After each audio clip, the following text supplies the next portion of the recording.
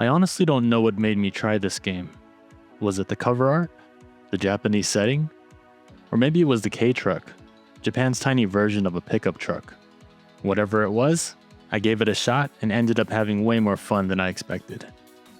Drive Crazy is a hybrid driving game that mixes time attack racing with action game elements, plus a tiny bit of runner and platforming thrown in. It's janky, it's chaotic, and that's kind of the whole point. The game fully leans into the madness, and it works. If you took the boosting from Burnout, combined it with the drifting of Ridge Racer, and then layered in the low poly charm of Katamari Damacy, you'd get something pretty close to Drive Crazy. The game is set in rural small-town Japan during the annual K-Truck Rally. Things immediately go off rails when aliens invade, and for reasons that are never really explained, you're chosen to save the world from these unwelcome guests. Visually, the game has a clean, no-frills lo-fi look that fits perfectly with how much destruction you're causing at high speeds. The simple visuals add a lot of charm and quirkiness, and they suit the game's tone really well. The sound design is straight up arcadey, very minimal, with lots of bleeps and bloops, mixed with semi-realistic environmental sounds. The game clearly doesn't take itself too seriously, and the music is mostly there to keep the momentum going. Drive Crazy has a single story mode, with stages that flow seamlessly into one another. Short cutscenes help push the story forward, and along the way you'll run into some larger-than-life obstacles. Gameplay revolves around escaping the alien threat by dodging attacks, smashing through the environment, and taking out enemies as you race towards the finish line. There are no traditional opponents here. Instead, it's a race against the clock, where the goal is to finish each stage as fast as possible while racking up as many points as you can. To help you do that, your truck comes equipped with 4 main actions.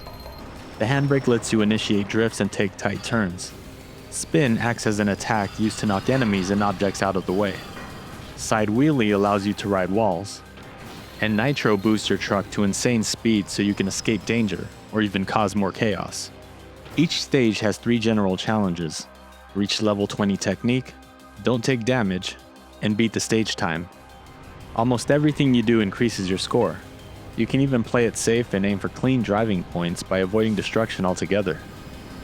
Actions performed while driving also raise your technique level, which works as a score multiplier.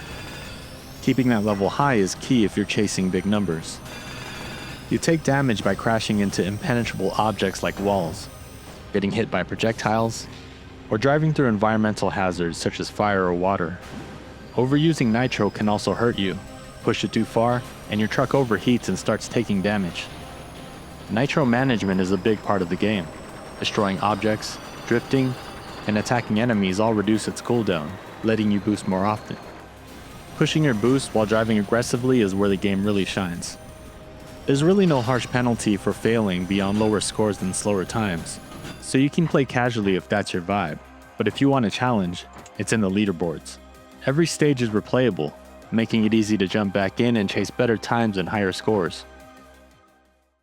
Drive Crazy isn't AAA polished.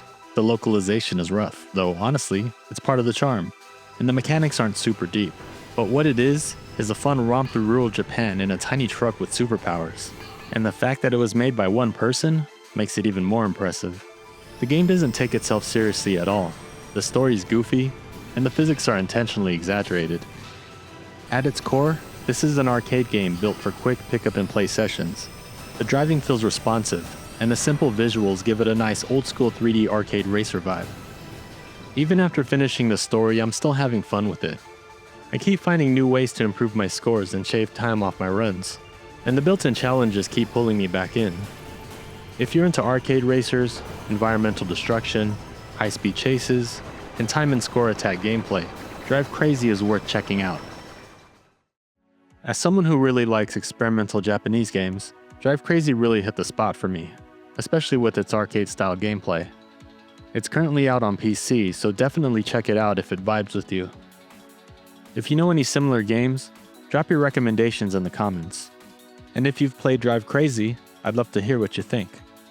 If you enjoyed this video, or like what I'm covering here, please hit that like button, and consider subscribing if you want to see more. Expect weekly videos focused on games I'm enjoying at the moment, mostly personal discoveries from smaller developers and publishers. Thanks for watching, and I'll see you in the next one. Drive Crazy is backlog approved.